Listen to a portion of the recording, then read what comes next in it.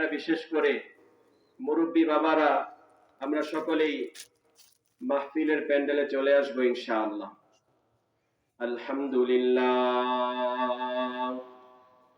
আলহামদুলিল্লাহ নাহমাদুহু ওয়া নাস্তাঈনুহু ওয়া নাস্তাগফিরুহ ওয়া নাউযু বিল্লাহি মিন শুরুরি আনফুসিনা ومن سيئات أعمالنا من يهده الله فلا مضل له ومن يضلله فلا هادي له ونشهد أن لا إله إلا الله وحده لا شريك له ونشهد أن سيدنا وسندنا وحبيبنا وحبيب ربنا وطبيبنا وطبيب قلوبنا ومولانا محمدا عبده ورسوله الذي أرسله بالحق بشيرا ونذيرا وداعيا إلى الله بإذنه وسراجا منيرا أما بعد فأعوذ بالله من الشيطان الرجيم بسم الله الرحمن الرحيم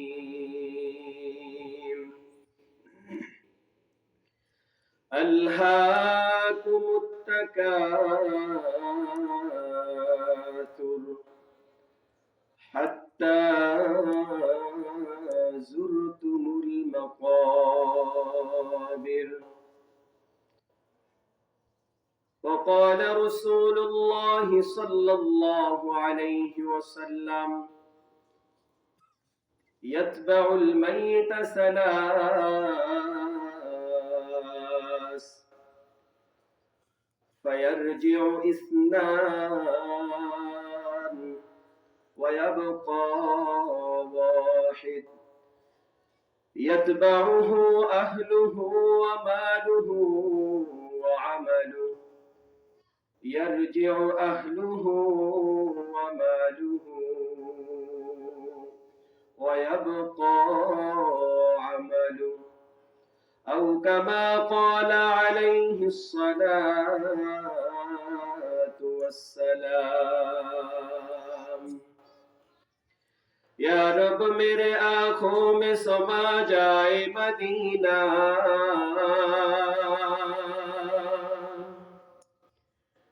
या रब मेरे आँखों में समा जाए मदीना मुद्दत से मेरा दिल में तमन्नाए मदीना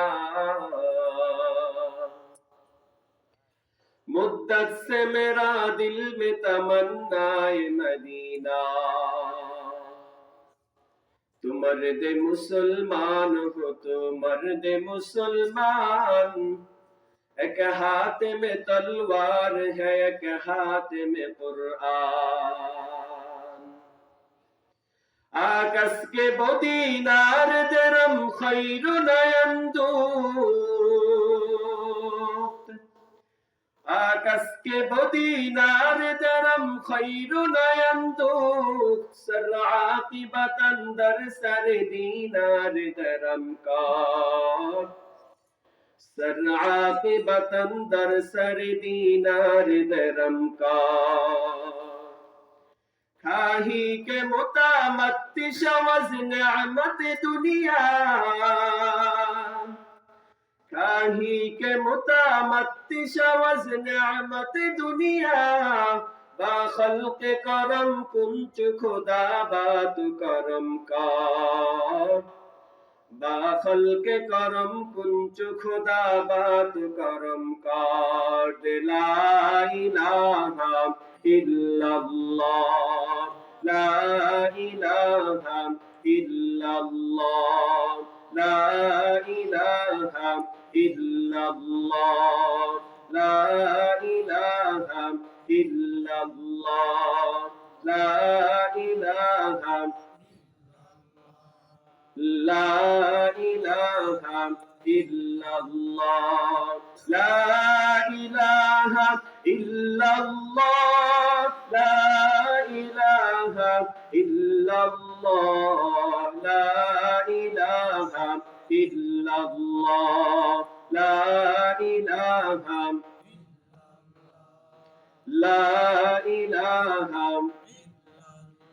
এই কালিমা পড়ে বেলাল পেল কত যন্ত্রণা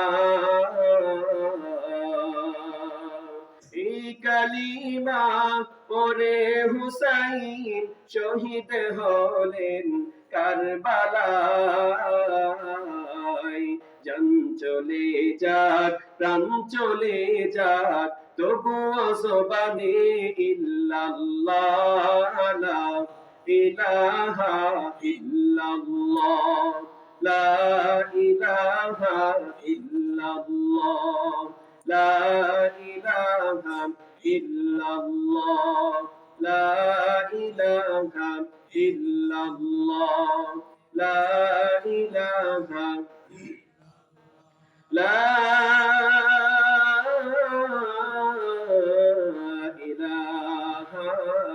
ইল্লাল্লাহু মুহাম্মাদুর রাসূলুল্লাহ সাল্লাল্লাহু আলাইহি ওয়াসাল্লাম। আলহামদুলিল্লাহ, দারুল উলুম রাহিলাতুন নিসা বালিকা মাদ্রাসার উদ্যোগে আজকের ওয়াজ মাহফিলের সম্মানিত সভাপতি, আজকের প্রধান বক্তা, আমার সম্মুখে উপস্থিত অত্যন্ত আদরের আমার মুসল্লি ভাইয়েরা, পর্দার অন্তরালে অবস্থানরত আমার শ্রদ্ধেয় মা ও বোনেরা, আল্লাহ তাআলার কাছে অসংখ্য অগণিত শুকরিয়া আদায় করছি যে মহান রব্বুল আলামিন আমাদেরকে অত্যন্ত দয়া করে, মায়া করে, মোহাব্বত করে, ভালোবেসে এই জান্নাতের বাগানে মাহফিলের ময়দানে বসার তৌফিক দান করেছেন। এই জন্য সকলেই আকাশ বাতাস মুখরিত করে দিল থেকে সমস্ত শক্তি দিয়ে আমরা বলি আলহামদুলিল্লাহ। জান্নাতের বাগানে বসতে পেরে আমরা খুশি না বেজার? খুশি হওয়ারই কথা। কারণ হাদিসের মধ্যে আসছে, রাসূল কারীম সাল্লাল্লাহু আলাইহি ওয়াসাল্লাম বলেন, যে ব্যক্তি এই সমস্ত মজমায় বসে একবার সুবহানাল্লাহ বলবে, একবার আলহামদুলিল্লাহ বলবে, সুবহানাল্লাহ আলহামদুলিল্লাহ বলবে, এটার একটা ফজিলতের কথা মুসলিম শরীফের 422 নম্বর হাদিসের মধ্যে বর্ণনা করেছেন। قال رسول الله صلى الله عليه وسلم, আল্লাহর পয়গম্বর জানায় দেয়, এই দুনিয়ার মানুষ, তোমরা যারা এই মাত্র এই যে বললা সুবহানাল্লাহ, সবাই বলেন সুবহানাল্লাহ।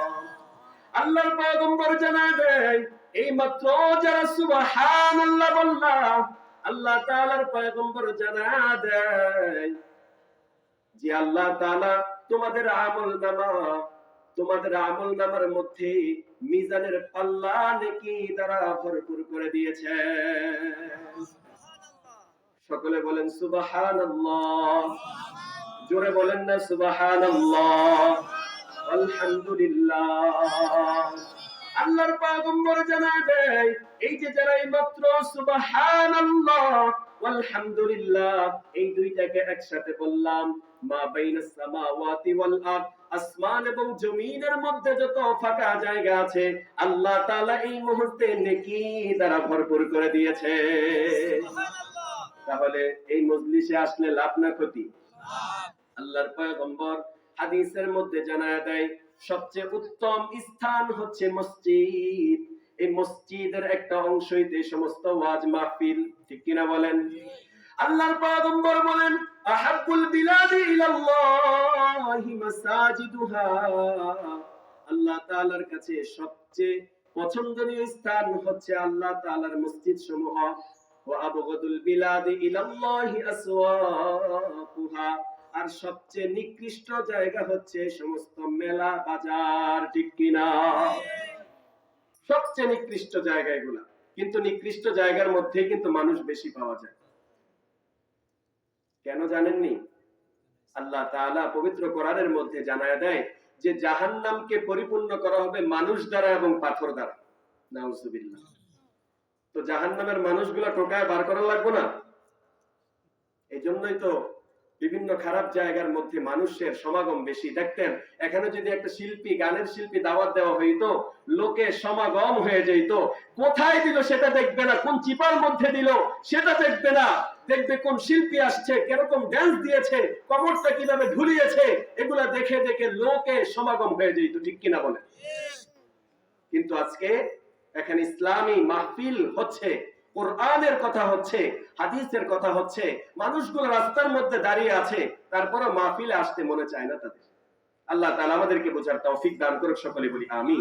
এই ব্যাপারে ওয়াজ করলে বিশাল ওয়াজ হয়ে যাবে। আমি যে আয়াতে কারিমা তেলাওয়াত করেছি, পবিত্র কোরআনের একটা সূরার একটা অংশ তেলাওয়াত করেছি, সূরাতুত তাকাসুর এর তাফসীর করব আপনাদের সম্মুখে। এজন্য মুসল্লি ভাইয়েরা যারা আমরা শুনতেছি, মা বোনেরা, আমরা আজকে একটা মেসেজ নিয়ে যাব। এই ওয়াজ মাহফিলের উদ্দেশ্য কি? ওয়াজ মাহফিলের উদ্দেশ্য হচ্ছে ইসলাহ আওয়ার মুসলাহ। ইসলাহ এবং মুসলাহ, নিজে সংশোধন হওয়া, অপরকে সংশোধন করা, এটাই হচ্ছে এই সমস্ত মাহফিলের উদ্দেশ্য, ঠিক কিনা বলেন? আজকে আমরা বয়ান শুনবো, তবে আমার শর্ত হচ্ছে আমরা একটু মন দিয়ে, দিলের কান দিয়ে, দিল লাগিয়ে শুনবো তো ইনশাআল্লাহ? আমলের নিয়তে শুনবো তো ইনশাআল্লাহ? আল্লাহ তৌফিক দান করুক, সকলে বলি আমিন। কারণ একদিন হঠাৎ করে দেখবেন আপনার আমার মৃত্যু এসে যাইবে। রঙিন পৃথিবী ছেড়ে একদিন চলে যেতে হবে। আল্লাহ তাআলা যেন আমাদেরকে ঈমান আমলের সাথে কবুল করেন, সকলে বলি আমিন। তাহলে এই সূরার প্রেক্ষাপটটা আমরা সর্বপ্রথম জানব। এই সূরার প্রেক্ষাপট কেন নাজিল হয়েছে, শানে নুজুল। এই সূরাটা নাজিল হয়েছে আনসার গোত্রের দুইটা দলকে কেন্দ্র করে, বনুল হারিস এবং বনুল হারিসা, এই দুইটা দলকে কেন্দ্র করে আল্লাহ রাব্বুল আলামিন সূরাতুত তাকাসুর, আলহাকুমুত তাকাসুর, এই সূরাটাকে আল্লাহ তাআলা নাজিল করেছেন। সুবহানাল্লাহ।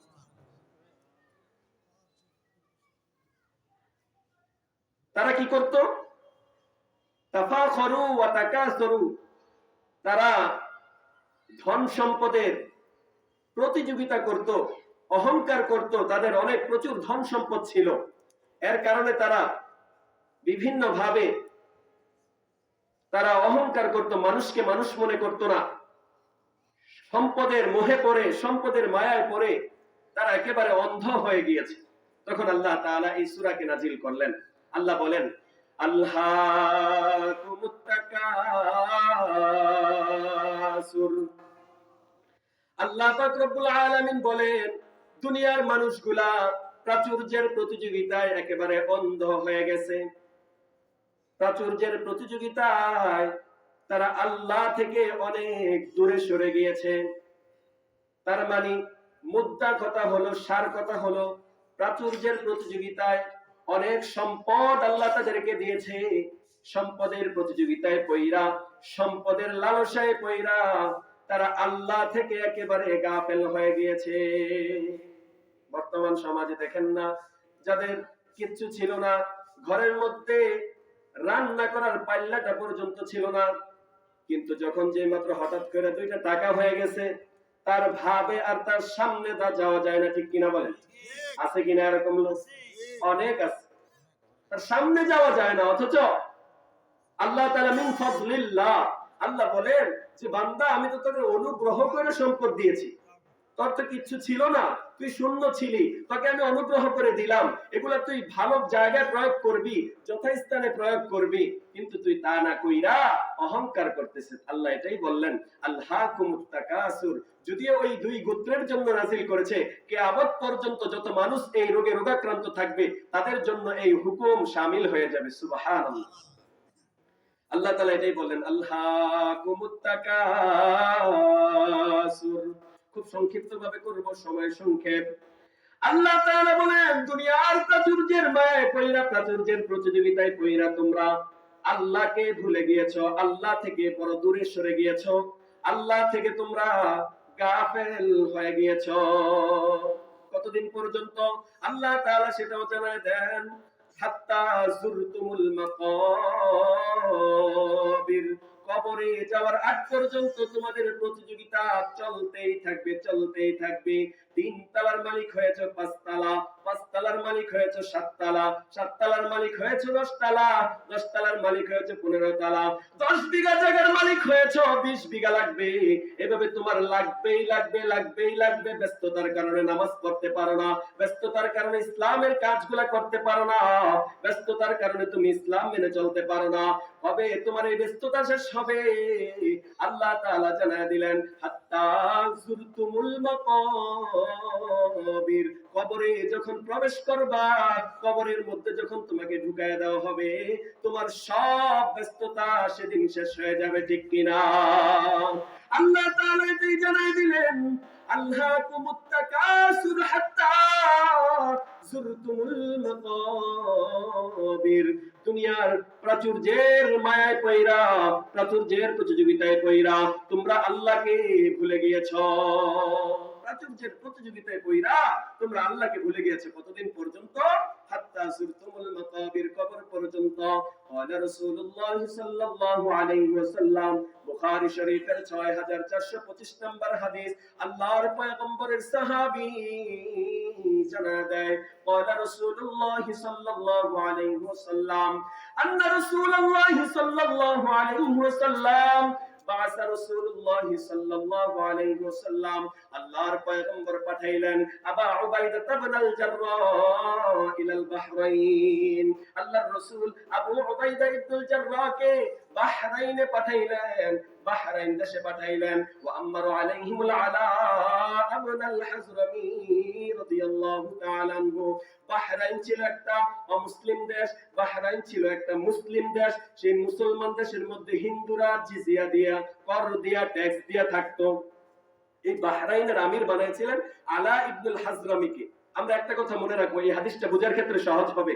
এক সাহাবীকে আমির বানিয়েছেন, আরেক সাহাবীকে পাঠাইছেন সেখান থেকে ট্যাক্সের মাল আনার জন্য। বুঝে আসছে?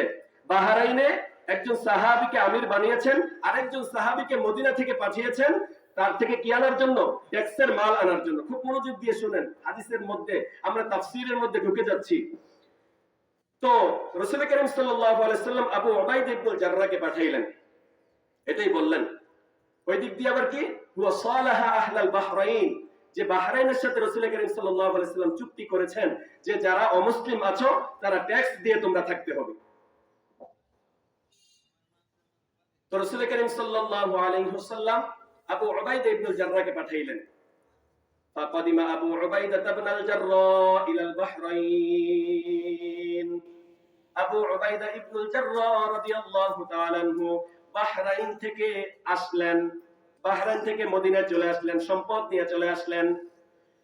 ফাসামিয়াতিল আনসার বিকুদুমিহি, এই যে আবু উবাইদা ইবনুল জাররাহ এখানে চলে আসলেন, মদিনার মধ্যে চলে আসলেন, এই খবরটা আবার আনসারী সাহাবীরা, মদিনার সাহাবীরা শুনতে পাইলেন। ওয়াফাতহু সালাতুস সুবহি মা রাসূলিল্লাহ সাল্লাল্লাহু আলাইহি ওয়াসাল্লাম, আল্লাহর পয়গম্বরের সঙ্গে সবাই মিল্লা আবু উবাইদার আগমন উপলক্ষে সবাই ফজরের নামাজের মধ্যে শামিল হয়ে গেছে।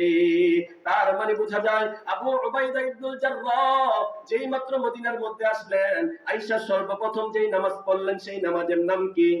ফজরের নামাজ। সেই নামাজের নাম কি? ফজরের নামাজের মধ্যে তার মানে সাহাবায়ে কেরাম রাত্রে সংবাদ শুনে ফেলেছে আবু উবাইদা মাল নিয়ে আসছে, এই সম্পদ আনসারী সাহাবীদের মধ্যে বন্টন করা হবে।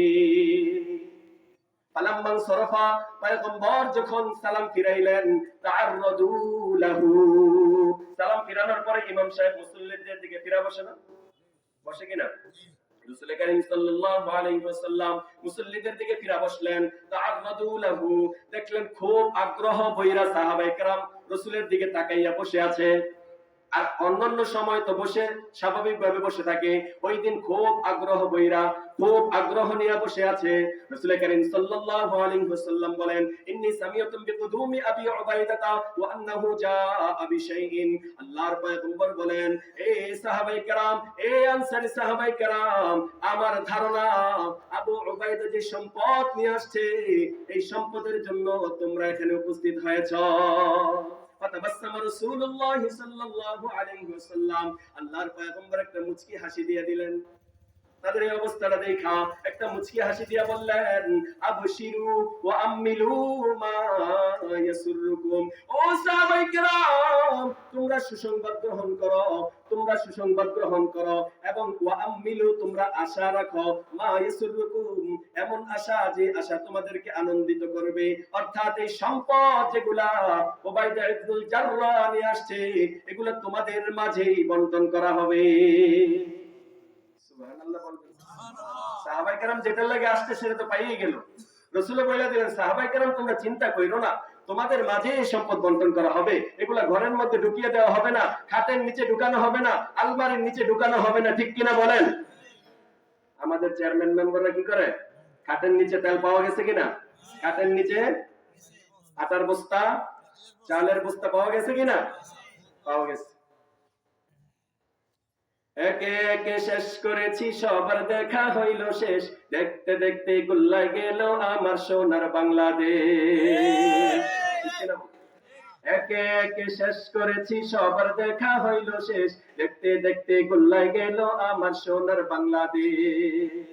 স্বাধীনতার বয়স বেড়ে 53তে পা দিলাম, নেতারা তো সবই পেল, আমরা বলো কি পেলাম।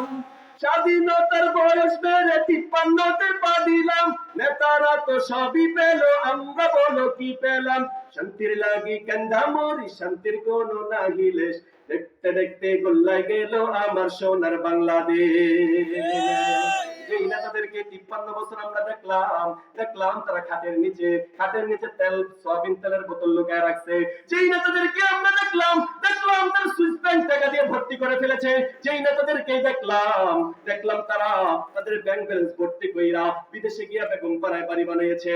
কিন্তু আমরা সামনে এমন একটা সরকার দেখতে চাই, যে সরকারের মাধ্যমে মানুষগুলা শান্তিতে ঘুমাতে পারবে, শান্তিতে রাস্তার মধ্যে বের হতে পারবে।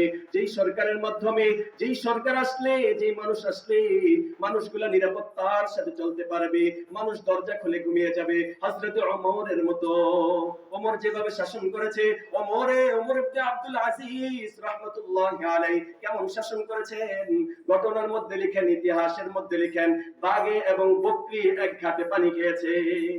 হঠাৎ করে একদিন বাঘ বকরির উপর আক্রমণ করছে, তখন মানুষ বুঝতে পারছে যে ওমর ইবনে আব্দুল আজিজ ইন্তেকাল করেছে। হঠাৎ করে কেমন যুগ ছিল, আমরা এমন যুগ চাই না সবাই? আল্লাহ তাআলা যেন আমাদেরকে এমন একজন সরকার সামনে নির্বাচনে নির্বাচিত হয়, সকলে বলি আমিন। তাহলে সাহাবায়ে কেরাম আসলেন, সাহাবায়ে সময় সংক্ষেপ, ওইদিকে যাওয়া যাবে না। সাহাবায়ে কেরাম আসলেন, আয়েশা বললেন, আল্লাহর পয়গম্বর আমরা এটার জন্য আসছি। এই অবস্থা দেখে রাসূল মুস্কি একটা হাসি দিলেন। মুস্কি একটা হাসি দিয়া রাসূল বললেন, ঠিক আছে, তোমাদের মধ্যেই এই সম্পদ বন্টন করা হবে, টেনশন করো না। এরপরে রাসূল যেই উদ্দেশ্যে আমি হাদিস বললাম, রাসূল যেই কথা বললেন, এটা আমাদের জন্য খোরাক হবে। রাসূল বললেন, ওয়াল্লাহি মাল ফাকরা আখশা আলাইকুম আন তুবসাতা আলাইকুমুদ দুনিয়া কামা বুসিতাত আলা মান কানা ক্বাবলাকুম। ও সাহাবায়ে কেরাম, আল্লাহর কসম, তোমরা দরিদ্র হয়ে যাইবা, তোমরা ফকির হয়ে যাইবা, তোমাদের ঘরে খাবার থাকবে না, এই ভয় আমি আল্লাহর পয়গম্বর করি না। ওয়ালাকিন আখশা আলাইকুম আন তুবসাতা আলাইকুমুদ দুনিয়া কামা বুসিতাত আলা মান কানা ক্বাবলাকুম। ও সাহাবায়ে কেরাম, তোমরা দরিদ্র হয়ে যাইবা, এই ভয় আমি আল্লাহর পয়গম্বর করি না, কিন্তু আমার ভয় হয় তোমাদের মাঝে দুনিয়াকে এমন ভাবে বিছিয়ে দেওয়া হবে, তোমাদের মাঝে দুনিয়াকে এমন ভাবে বিছিয়ে দেওয়া হবে যেমন তোমাদের অতীতের উম্মতদের উপর দুনিয়া বিছিয়ে দেওয়া হয়েছে। এই দুনিয়া বিছিয়ে দেওয়ার পরে ফাতুলহিয়াকুম কামাহাল ফাতানাফাসুহা কামা তানাফাসুহা, তোমরা দুনিয়ার এই মুহাব্বতে পইরা, দুনিয়ার মায়ায় পইরা তোমরা দুনিয়া নিয়া, দুনিয়ার সম্পদ নিয়া প্রতিযোগিতা শুরু করে দিবা।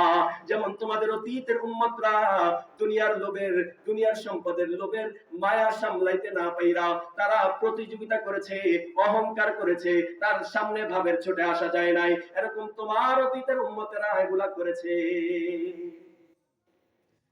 এই অবস্থা যখন হয়ে যাবে, সাহাবায়ে কেরামদেরকে বললেন ওয়াতুলহিয়াকুম কামা আলহাকুম, এই দুনিয়ার সম্পদ যখন তোমাদের মাঝে বিছিয়ে দেওয়া হবে, বিছিয়ে দেওয়ার পরে তোমরা কি করবা?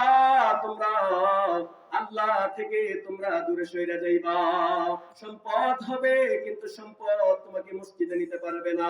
সম্পদ হবে কিন্তু সম্পদ তোমার দরজার সামনের ভিক্ষুককে 5টা টাকা দিতে পারবে না। এমন ভাবে তুমি সম্পদকে মহব্বত করবা।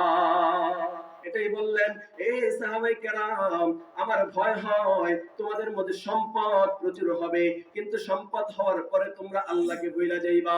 আল্লাহ এটাই জানাই দিলেন, আল্লাহকুমুত তাকাসুর, প্রাচুর্যের প্রতিযোগিতায় তোমরা একেবারে আল্লাহকে ভুলে গিয়েছো। কতদিন পর্যন্ত? হাত্তা যুরতুমুল মাকাবির, কবর পর্যন্ত তোমরা আল্লাহকে ভুলে আছো। অথচ আমাদের সম্পদ সম্পদ সম্পদ, খালি সম্পদ, খালি সম্পদ। ঠিক কিনা বলেন? আল্লাহর পয়গম্বরের সাহাবী আন মুতাররিফিন আন নবীহি রাদিয়াল্লাহু তাআলা আনহু, মুসলিম শরীফের বর্ণনা, তিনি বলেন আমি আল্লাহর পয়গম্বরের কাছে গেলাম, যাওয়ার পরে দেখলাম তিনি ওয়াহুয়া ইয়াকরাউ আলহাকুমুত তাকাসুর, তিনি আলহাকুমুত তাকাসুর এই সূরাটা তেলাওয়াত করতেছেন। ইয়াকুলু ইবনে আদম, আল্লাহর পয়গম্বর বলেন মালি মালি, আল্লাহর নবী বলেন আদম সন্তান খালি কয় আমার সম্পদ, আমার সম্পদ, আমার সম্পদ। আদম সন্তান খালি কয় আমার সম্পদ, 5 বিঘা আমার সম্পদ, 10 বিঘা আমার সম্পদ, এই বিল্ডিংটা আমার সম্পদ, খালি আমার সম্পদ, আমার সম্পদ। ওয়াহাল্লাকা ইয়া ইবনে আদম মিন মালিকিন, পয়গম্বর জানা যায় ও দুনিয়ার মানুষ, তোমাদের সম্পদ বলতে কিচ্ছু নাই, কিন্তু 3টা হচ্ছে মাত্র তোমাদের সম্পদ। কয়টা? আওয়াজ দিয়ে বলেন কয়টা? মাত্র 3টা হচ্ছে তোমাদের সম্পদ। এই 3টা হলো মা আকালতা বা আফনাইতা, যেটা তুমি খাইছো, একেবারে যেটা খাইছো পিছনের রাস্তা দিয়ে বের করছো, এটাই হচ্ছে তোমার 1 নাম্বার সম্পদ। এটাই হচ্ছে কি 1 নাম্বার সম্পদ। দুনিয়ার বাহাদুরি 3টা জিনিসই। আপনি বলতেছেন আমার 20 বিঘা জমি আছে, 20% জমি আছে, আমার 5টা 10টা দোকান আছে, আমার ব্যাংক ব্যালেন্স ভর্তি টাকা। আল্লাহর পয়গম্বর বলেন এই মিয়া আপনার তো কিচ্ছু নাই, মাত্র 3টা আপনার সম্পদ। কয়টা সম্পদ? যেটা আপনি খাইছেন, যেটা খাইছেন এটা আপনার সম্পদ। খাওয়ার পরে পিছনের রাস্তা দিয়ে বের করে দিয়েছেন, এটাই আপনার সম্পদ। আউলা বিস্তাফা আবলাইতা, অথবা যেটা 2 নাম্বার, যেটা আপনি পরিধান করছেন এই মুহূর্তে, যেটা আমরা পরিধান করে আছি, পুরান হয়ে যাওয়ার পর অথবা ছোট হয়ে যাওয়ার পর আমরা ফেলে দেই, এটাই হচ্ছে 2 নাম্বার সম্পদ।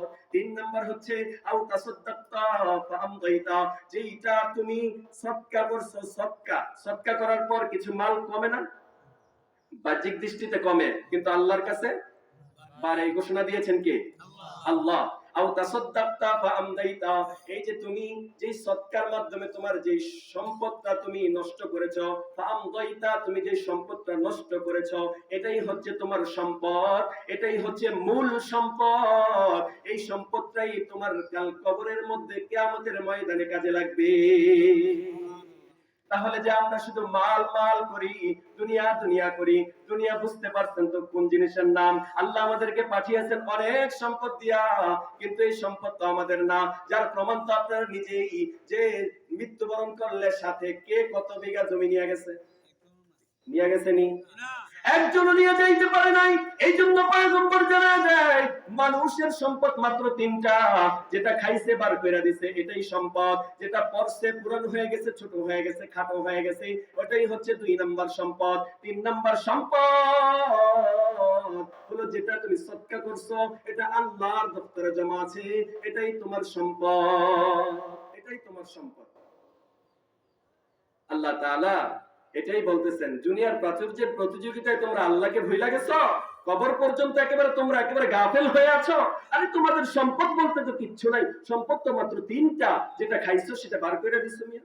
তোমরা দুনিয়ার প্রতিযোগিতা করে আল্লাহরে ভুলে গেলা, যে আল্লাহ তোমাকে এত নিয়ামত দিল, এত এত সবকিছু দিল, সে আল্লাহরে তোমরা ভুলে গিয়েছো। আল্লাহ তাআলা আমাদেরকে তৌফিক দান করুক, সকলে বলি আমিন। বোঝার তৌফিক দান করুক, সকলে বলি আমিন। قال رسول الله صلى الله عليه وسلم يتبع الميت ثلاث, মৃত ব্যক্তির সাথে 3টা জিনিস যাবে। কয়টা জিনিস? ওয়ারজিউ ইসনান, আল্লাহর পয়গম্বর জানা দেয় 2টা জিনিস ফিরে আসবে। ইয়ারজিউ আহলুহু ওয়া মালুহু, আপনার সন্তান যাবে আপনার সাথে, কবরের মধ্যে কিন্তু থাকবে না, কবর থেকে ফিরে আসবে। আপনার মাল যাবে, আপনার গাড়ি আছে, বাড়ি আছে, গাড়িতে করে ঢাকা থেকে মৃত্যুবরণ করেছেন, কবর পর্যন্ত আপনার গাড়ি যাবে, কবর থেকে আপনার গাড়ি ফিরে আসবে, যাবে না। ওয়ায়াবকা আমালুহু, বাকি থাকবে একমাত্র আমল। দুনিয়ার বাহাদুরি করো মেয়ে কি নিয়া, দুনিয়ার বাহাদুরি করো কি নিয়া? যে স্ত্রী তুমি এত ভালোবাসতা, স্ত্রীকে এত মোহাব্বত করতা, সেই স্ত্রীও মৃত্যুর পরে বলবে না, স্ত্রীও মৃত্যুর পরে কিন্তু বলবে না আমার স্বামীকে 2টা দিন আমার সাথে ঘরের মধ্যে রেখে দাও। বলবে না না না, তাড়াতাড়ি তাড়াতাড়ি তাকে কবরস্থ করে ফেলো, ঠিক কিনা বলেন? তাহলে দুনিয়ার কি এর বাহাদুরি, কিসের বাহাদুরি? দুনিয়ার বাহাদুরি করার আগে একটু চিন্তা করবেন, কবরের মধ্যে 3টা জিনিস যাবে, 2টা জিনিস ফিরে আসবে। এই যে আপনি 20 বিঘা, 70 বিঘা, 80 বিঘা, 100 বিঘা জায়গা করলেন, সব সম্পদ রেখে আপনার চলে যেতে হবে। আপনার আদরের সন্তান, আপনার বিবি, আপনার ভাই, আপনার চাচা, খালু, মামা, সবাই কবর থেকে ফিরে আসবে। ওয়ায়াবকা আমালুহু, একমাত্র বাকি থাকবে আমল। এই জন্য বন্ধু, সকাল সন্ধ্যা আল্লাহ তাআলার জিকির করতে হবে, আল্লাহ তাআলার ইবাদত বন্দেগীতে মশগুল থাকতে হবে, আল্লাহ তাআলার জন্য নিজেকে বিলিয়ে দিতে হবে। কারণ বাকি থাকবে কি? আমল। বাকি থাকবে আমল। এটা চিন্তা করবেন, কবরের মধ্যে কিচ্ছু থাকবে না, একমাত্র আমল আপনার কবরকে আলোকিত করতে পারে অথবা কবরকে অন্ধকার করে দিবে। কবর বড় অন্ধকার ঘর, কবর ভয়ঙ্কর ঘর, কবর অনেক ভয়ঙ্কর ঘর। হযরত উসমান রাদিয়াল্লাহু তাআলা আনহু, কানা উসমান ইবনে আফফান রাদিয়াল্লাহু তাআলা আনহু ইযা ওয়াকাফা আলা কবরিন বাকা। আল্লাহর পয়গম্বরের সাহাবী হযরত উসমান ইবনে আফফান রাদিয়াল্লাহু তাআলা আনহু কবরের সামনে যখন যাইতেন বাকা, কান্না করে দিতেন। কেমন কান্না করতেন? হাত্তা ইয়াবুল্লা লিহিয়াতাহু, এই কান্নার চোটে তার দাড়ি মোবারক পানি দিয়ে ভিজে যাইত। ফাকিলা লাহু তুযকারুল জান্নাতু ওয়ান নার, তাকে বলা হলো, ও আল্লাহর সাহাব, আল্লাহর নবীর সাহাবী উসমান, আপনি জান্নাত জাহান্নামের বয়ান করেন, জান্নাত জাহান্নামের বয়ান শুনেন, কিন্তু আপনি তখন কান্না করেন না। ওয়াদাবকি মিন হাযা, এই যে কবরের সামনে আসলে আপনি সাথে সাথে কান্নায় ভেঙে পড়েন। قال عثمان بن عفان, উসমান ইবনে আফফান রাদিয়াল্লাহু তাআলা আনহু বলেন, ইন্না রাসূলুল্লাহ সাল্লাল্লাহু আলাইহি ওয়াসাল্লাম, আল্লাহর পয়গম্বর জানায় দেয়, ইন্নাল কবর, নিশ্চয়ই কবর, আউয়াল মানাজিলিল আখিরাহ, আখিরাতের সর্বপ্রথম ঘাঁটি হচ্ছে এই কবর। ফা ইন্না জামিন ফামা বাদাহু আইসার, এই কবর থেকে যে ব্যক্তি মুক্তি পেয়ে যাবে, কবর থেকে যে ব্যক্তি ছাড় পেয়ে যাবে, কবর থেকে যে ব্যক্তি মুক্তি পেয়ে যাবে, ফামা বাদাহু আইসার, তার পরবর্তী ঘাটিগুলো তার জন্য সহজ হয়ে যাবে। ওয়া ইল্লাম ইয়ানজু ফামা বাদাহু আশাদ, আর যদি কবর থেকে মুক্তি না পায়, ফামা বাদাহু আশাদ্দু মিন, তার জন্য পরবর্তী ঘাটিগুলা এগুলা বড় কঠিন হয়ে যাবে। এরপর উসমান বলেন, রাসূলুল্লাহ সাল্লাল্লাহু আলাইহি ওয়াসাল্লাম বলেন, মা রাআইতু মানজারান কাত্তু ইল্লা ওয়াল কবরু আফযাউ মিন। তিরমিজি শরীফের বর্ণনা। আল্লাহর পয়গম্বর হাদিসের শেষে বলেন, কবর থেকে ভয়ঙ্কর কোন দৃশ্য আমি আল্লাহর পয়গম্বরকে আর দেখানো হয় নাই। কবর বড় অন্ধকারের ঘর, কবর পোকামাকড়ের ঘর, কবর প্রতিদিন আমাদেরকে ডাকে, আনা বাইতুদ্দুর, আনা বাইতুল কুরবা, আমি অন্ধকারের ঘর, আমি পোকামাকড়ের ঘর। কবর বড় অন্ধকারের ঘর, কবর বড় অন্ধকারের ঘর। এটার প্রমাণ হাদিসের মধ্যে আসছে। ক্বালা রাসূলুল্লাহ সাল্লাল্লাহু আলাইহি ওয়াসাল্লাম, আবু হুরায়রা রাদিয়াল্লাহু তাআলা আনহুর বর্ণনা, আবু হুরায়রা রাদিয়াল্লাহু তাআলা আনহুর বর্ণনা, তিনি বললেন, কানাত তাকুমুল মসজিদা আও শাব, কানাত ইমরাআতুন সাউদাউন, একটা কালো মহিলা মসজিদে নববী ঝাড়ু দিত। একজন কালো মহিলা অথবা যুবক, আও শাবান, যুবক মসজিদে নববী এটা ঝাড়ু দিত। রাসূল করিম সাল্লাল্লাহু আলাইহি ওয়াসাল্লাম তাকে না দেখতে পায় জিজ্ঞাসা করলেন, ফাসাআলা আনহা, তার ব্যাপারে জিজ্ঞাসা করলেন সে কোথায়। ক্বালু মাতা ইয়া রাসূলুল্লাহ, ওগো আল্লাহর পয়গম্বর, ওই মহিলা তো ইন্তেকাল করে দুনিয়ার বুক থেকে চলে গেছে। ক্বালা আফালা কুনতুম আযানতুমুনি, আল্লাহর পয়গম্বর বলেন, ও সাহাবায়ে কেরাম, তোমরা আমাকে কেন সংবাদ দিলে না, আমাকে কেন সংবাদ দিলে না। হাদিসের বর্ণনাকারী বলে, ফাকা আন্নাহুম সাগগারু আমরাহা, তারা বিষয়টার গুরুত্বহীন মনে করছে। আরে একজন কালা মহিলা মারা গেছে, মসজিদের খাদেম হইতেছিল, এটা আবার রাসূলকে বলা লাগে কিনা। কিন্তু রাসূল বললেন, আফালা কুনতুম আযানতুমুনি, আমাকে তোমরা সংবাদ দিলে না কেন। এরপর আল্লাহর রাসূল বলেন, ফাতাল্লু দুল্লুনি আলা কবরিহি, আমাকে তার কবর দেখাও। রাসূল করিম সাল্লাল্লাহু আলাইহি ওয়াসাল্লামকে তার কবর দেখানো হলো। ফাদাল্লুহু ফাসাল্লা আলাইহা, আল্লাহর পয়গম্বরকে তার কবর দেখানো হলো। কবর দেখানোর পরে আল্লাহর পয়গম্বর সেখানে সালাতে জানাজা আদায় করলেন। এই কবরের উপর সালাতে জানাজা আদায় করা এটা রাসূলের জন্য খাস, আপনারা আবার করতে যাবেন না কিন্তু, রাসূলের জন্য খাস। রাসূল করিম সাল্লাল্লাহু আলাইহি ওয়াসাল্লাম সালাতে জানাজা আদায় করে বললেন, ইন্না হাযিল কুবুর মামলুআতুন যুলমাতুন আলা আহলিহা, এই কবরগুলো অন্ধকারে পরিপূর্ণ। ওয়া ইন্নাল্লাহা আযজা ওয়া জাল্লা ইউনাফিরুহা বিসসালাতি আলাইহিম, হতে পারে আল্লাহ তাআলা আমার এই নামাজের কারণে আল্লাহ কবরটাকে আলোকিত করে দিবেন। তার মানে আমরা বুঝতে পারলাম কবর হলো অন্ধকারের ঘর। এই দুনিয়া নিয়ে বাহাদুরি করো, দুনিয়া নিয়ে বাহাদুরি করো, সম্পদ নিয়ে বাহাদুরি করো, সন্তান নিয়ে বাহাদুরি করো, বাহাদুরি করার কিচ্ছু নাই। কবরে যাইবে মাত্র তোমার আমল, আর কিচ্ছু যাবে না। সন্তান যাবে না, সুন্দরী স্ত্রী যাবে না, কিচ্ছু যাবে না। যাবে একমাত্র আমল, যাবে একমাত্র আমল। তাহলে আমল করব তো ইনশাআল্লাহ। এটাই আল্লাহ তাআলা পবিত্র কোরআনের মধ্যে জানায় দিলেন, আলহাকুমুত তাকাসুর, প্রাচুর্যের প্রতিযোগিতায় তোমরা একেবারে অন্ধ হয়ে গেছো। প্রাচুর্যের প্রতিযোগিতায় আল্লাহকে ভুলে গিয়েছো। কতদিন পর্যন্ত? হাত্তা যুরতুমুল মাকাবির, কবর পর্যন্ত তোমরা মালিককে ভুলে গিয়েছো। আল্লাহ সাউফা তা'লামুন, তোমরা চিরেই জানতে পারবা। সুম্মা কাল্লা সাউফা তা'লামুন, আল্লাহ আবার বলেন, তোমরা চিরেই জানতে পারবা। সুম্মা কাল্লা সাউফা তা'লামুন, কাল্লা লাউ তা'লামুনা ইলমাল ইয়াকিন, তোমরা ইলমে ইয়াকিনের মধ্যে একেবারে নিশ্চিত জ্ঞানে জানতে পারবা। কাল্লা লাউ তা'লামুনা ইলমাল ইয়াকিন লাতারাউন্নাল জাহিম, জাহান্নাম তোমাদেরকে দেখানো হবে। লাতারাউন্নাল জাহিম, জাহান্নাম দেখানো হবে, একেবারে স্বচক্ষে দেখানো হবে। সুম্মা লাতারাউন্নাহা আইনাল ইয়াকিন, একেবারে স্বচক্ষে দেখানো হবে, স্বচক্ষে। আর পুরা তাফসীর সময় থাকলে পুরা তাফসীর করলে বুঝতে পারতেন যে কবর এবং আমাদের জীবনটা কত ভয়ঙ্কর একটা জগৎ। কমপক্ষে 15 থেকে 16টা হাদিস আছে, আমি মাত্র 4-5টা বলতে পারিনি। আরেকদিন সুযোগ হলে আপনাদেরকে শোনাবো ইনশাআল্লাহ। তাহলে স্বচক্ষে জাহান্নাম দেখবা। আল্লাহ এটাই বলেন, আল্লাহ সাউফা তা'লামুন, তোমরা যদি এটা জানতা তাহলে তোমরা এরকম উদাসীন হয়ে যাইতা না, আল্লাহ থেকে গাফেল হয়ে যাইতা, এরকম উদাসীন হয়ে যাইতা। এরপরে সর্বশেষ আয়াত সুম্মা লাতুসআলুন্না ইয়াওমাইযিন আনিন নাঈম, সেদিন তোমাকে সমস্ত নিয়ামত সম্পর্কে জিজ্ঞাসা করা হবে যে আল্লাহ তাআলা তোমাকে সুস্থতার নিয়ামত দিয়েছেন, তোমাকে দুইটা হাত দিয়েছে, পা দিয়েছে, এগুলা দিয়েছে, তুমি কি নিয়ামতের শুকরিয়া আদায় করেছো? একটা একটা করে নিয়ামত যদি বলতে যাই অনেক ফেরেশত হয়ে যাবে।